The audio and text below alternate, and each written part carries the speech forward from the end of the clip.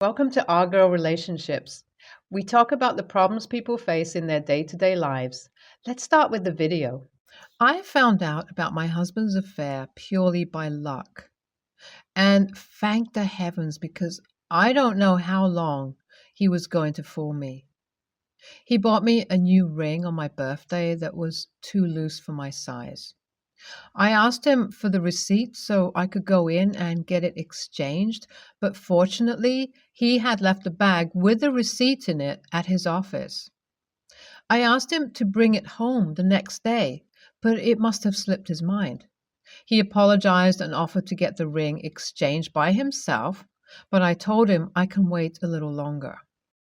The next day, a friend of mine asked me to meet her for lunch, and the address she sent was a few blocks away from the jewelry store my husband got the ring from.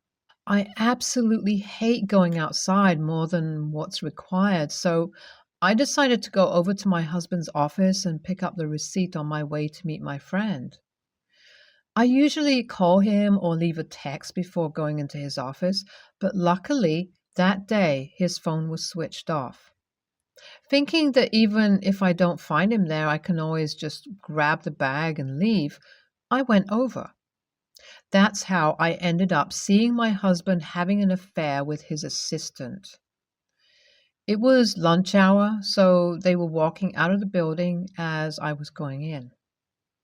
I called after him, but he didn't hear me, so I sprinted towards him. Before I could make my presence known, he grabbed her hand and started walking towards a cafe nearby. I quickly hid myself and decided to see what's happening here. I was sure there was going to be an explanation for this and quickly dismissed what my own eyes saw. But then he kissed her on the head before sitting down at his side, and no matter how much of a close friend she was, there's no explaining that gesture.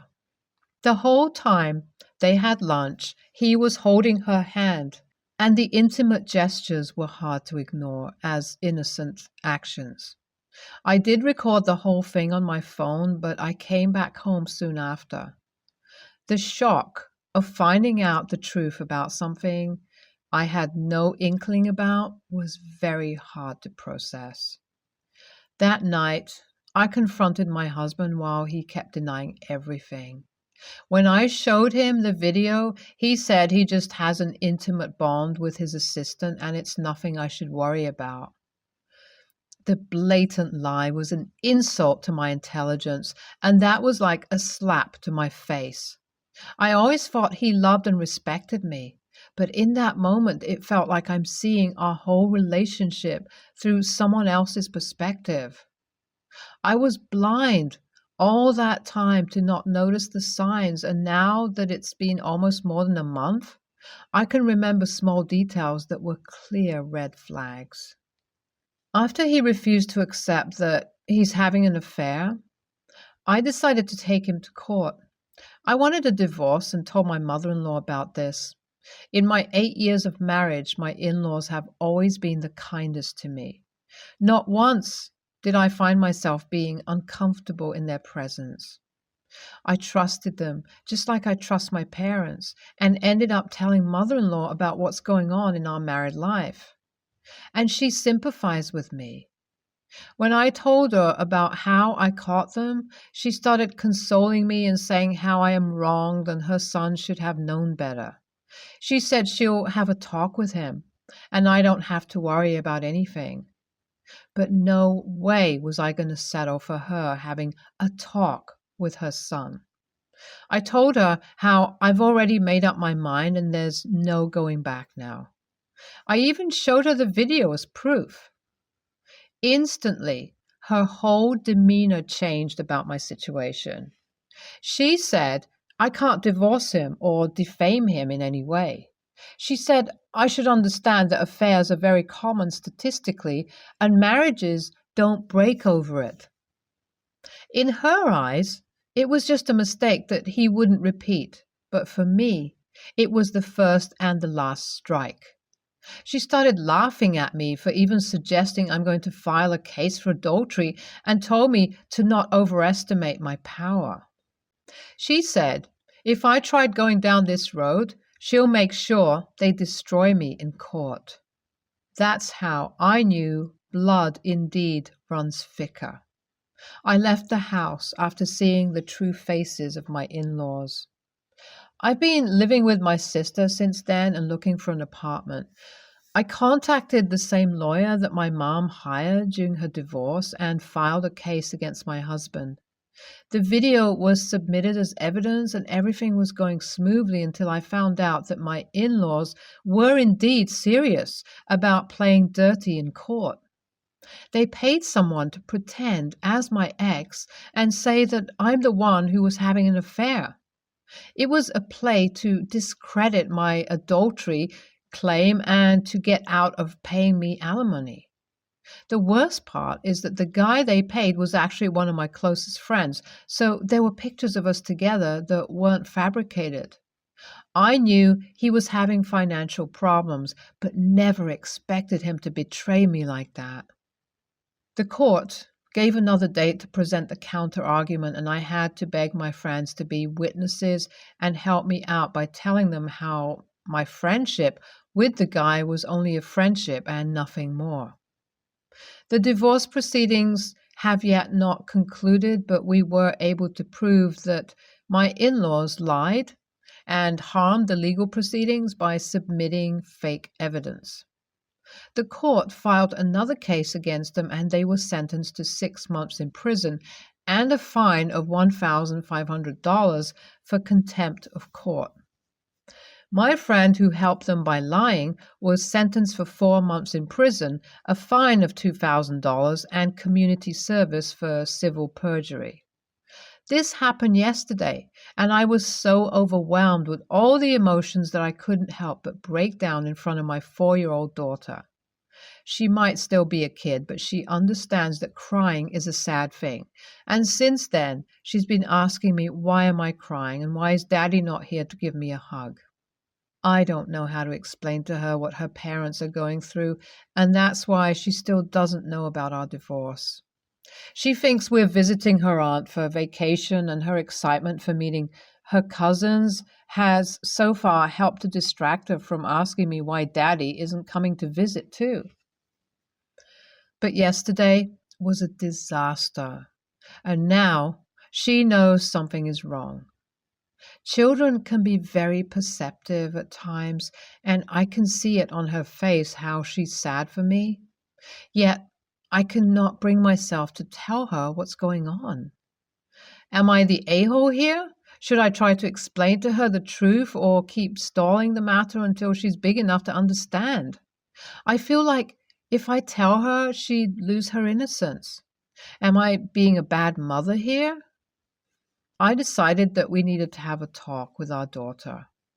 No matter what went on in our lives or how difficult it got for us, there's no denying that both of us love our daughter equally. I asked my husband not to call us before leaving his house, as I wanted nothing to do with him, but my relationship is different from the relationship that my daughter has with her father, and it's solely because I wanted her to have a chance of growing up with a dad that I asked him to come over while we told her some part of our truth. Of course, the cheating isn't something she needs to know for now, but it's imperative that she understands she'll have 2 homes from now on. I only left a text for my husband and was doubting if he'd show up. Thankfully, he didn't disappoint this time, and I respect him for the small humanity he has in him. We finally told our daughter about how Mommy and Daddy are going to live separately, and she asked us if we are having a fight. I had to try hard not to cry in front of her, and my husband took over. He told her that we're not fighting, we just have different things that we like, and we're going to live separately so we each can enjoy what we like. What else do you even tell a 4-year-old? No matter how smart she is for her age, nothing would make this change any easier and one day she will find out the whole truth. I just hope that at least until then I could preserve her innocence. A lot of you were asking this question, so I decided to clarify it here. No, my husband didn't go to jail with my in-laws because he was unaware of them lying. At least he was able to prove in court that he had no clue that I was not having an affair with my friend.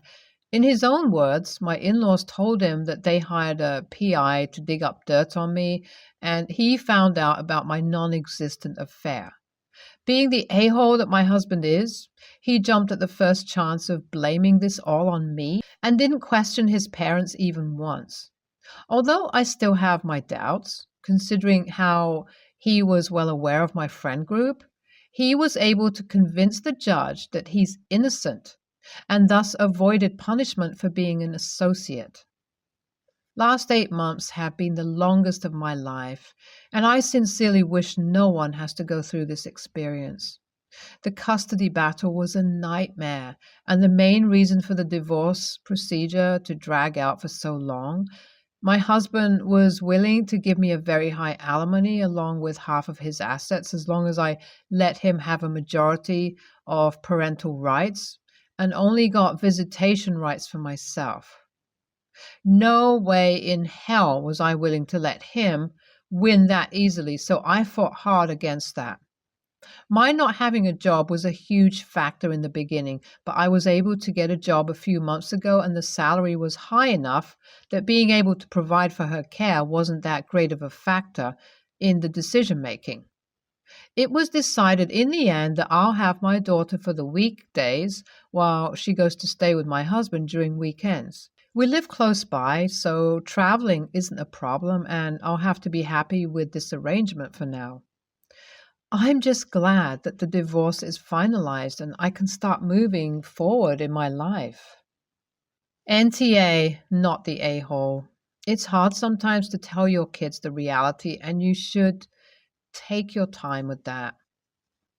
NTA, she's just 4. She has a long way to go, and you trying to protect her innocence is something all mothers try to do. There's no right or wrong choice here. Just try to tell her gradually about how things would be from now on, and with time, she'll understand you. In 2014, my grandma was diagnosed with breast cancer, and she moved in with my family. When she got better, she moved out, and I would stay at her place during the weekends and holidays. And then a few years later, she was diagnosed with a distant reoccurrence. My mom and I would spend hours with her in the hospital. When she spent a month in hospice before passing, I spent the entire month with her every night. When she passed, she had all her shit in order. She already told my mom and I who got what and gave her jewelry and prized possessions to us and my sister. The family heard about this and were upset about it, but kept most of their thoughts to themselves. What they didn't know is that my grandma had money she kept out of the will. She gave my mom some money and I got some too. My mom and I were the 2 people who cared for her the most. We spent all of our time with her. My grandma knew that her brothers and my mom's brother would contest the will and give us pain if they knew about the money. So she organized all these years before she passed. Well, it has been a year since she passed, and my great uncle held a family dinner at his place. Since my grandma's passing, we've kept our distance from everyone, but they kept on pestering my mom until she said yes. At the dinner, my great uncle and my mom's brothers confronted my mom and I about the money. We have no idea how they found out. My parents stood up and were ready to tell them, back off, but I thought it was all ridiculous that they had the audacity to find out and not tell us how they found out, and also question it after everything, so I told them the real reason. My grandma went through hell and back in her life and did everything for everyone as the eldest daughter of an immigrant family. And when she needed her family the most, everyone left. They would only show up at the hospital for half an hour max and once a week. And when they came, they would only ask about her possessions. Everyone knew how stressed my family was. I was still in high school and started uni, and my mom had given birth to my baby sis and stopped working at this time. No one would ever volunteer to help or anything. When she died, no one contacted my mom to check up on her, and my grandma knew this, which is why she left nothing to any of them. This turned into a huge argument. Everyone called me disrespectful and inconsiderate of their lives, that they had things going on and I'm just a child, so I wouldn't understand. We left, and all of our phones had been blowing up with messages and calls from the family, calling us names. I've blocked all of them, and my dad has been telling my mom too, but she reads every message. That is what hurts the most. They're calling her a bad mom and talking shit about me to her, and I feel like it's all my fault for opening my mouth. So maybe I shouldn't have told them and just denied it? AITA? NTA, I'm so sorry for the loss of your grandmother. It was incredibly kind and loving of you and your family to be with her and care for her during her last years. It's very clear that your grandmother knew the extended family very well and was able to clearly predict their behaviors. And they are upset at being called out for having been less than they should have. Hold your head up. Your parents have your back. Go hug your mom. It sounds like this is going to be hard on her. Keep in mind you did nothing wrong. They wanted to know why they got nothing. You answered their question with the truth. NTA, it's so easy to second guess yourself after the fact. Maybe you should have not said anything. But the fact is, you were brave enough to confront their stinking attitude. Thing is, with people who care about themselves first, it's difficult to get them to see a different perspective. And that it's about caring for someone else without making excuses. I feel sorry for your mom, who seems to take their words and attitude to heart.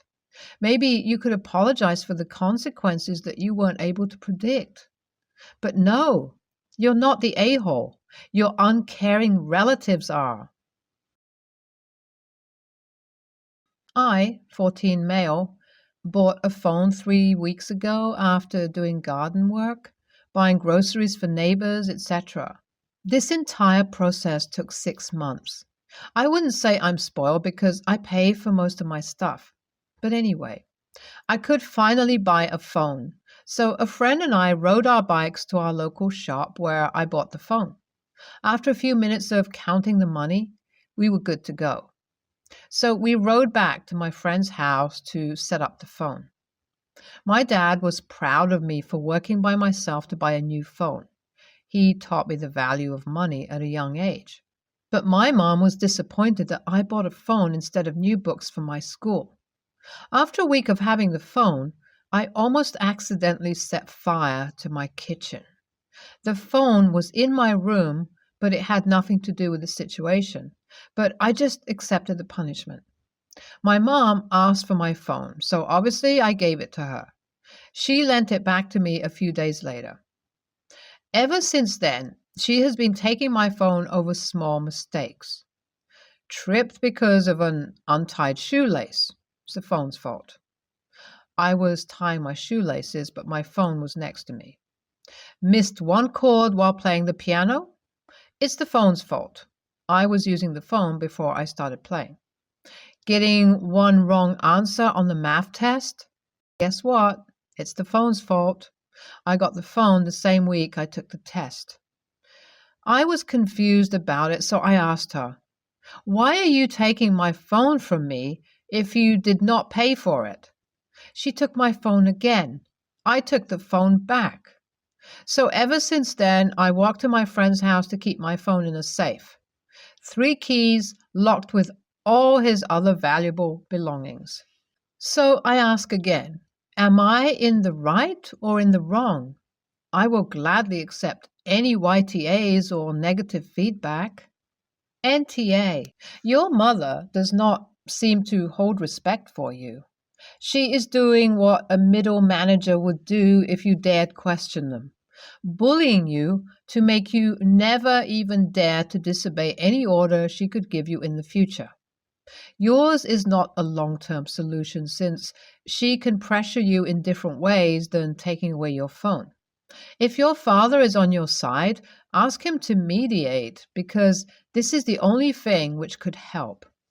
NTA, it's really strange your mom is taking your phone as punishment when that is something you earned with your own money, especially over small things. I can understand after the kitchen incident why she might want to hold it if you are in there cooking so you aren't distracted. But the other times seem like she's punishing you for really small transgressions, and it shouldn't be your phone she takes, but a privilege your parents gave you. Is your phone a better model than hers? Is there evidence she's been using it during these times she has confiscated it? I can't tell if she just wants your phone for herself and is jealous, or if she's doing this as a really bizarre power play. I don't think there's an issue with you leaving it at your friend's place, although the amount of locks might seem excessive. If it's not on you, there's literally zero reasons for your mom to be trying to confiscate it. For real, though, confiscating your phone, just for asking why she keeps confiscating your phone, is next level. Hope you can get to a place where you can enjoy the phone you've earned for yourself soon, OP. If you trust it at your friend's place for now, there's nothing wrong with leaving it there, and your mom has no right to demand it for no good reason. NTA, but why don't you talk to your dad about this to get it stopped? Your mother has no right to take away your property for irrelevant mistakes. And as a minor, she should be providing the books for your school. You should not have to pay for them yourself. It's literally her responsibility.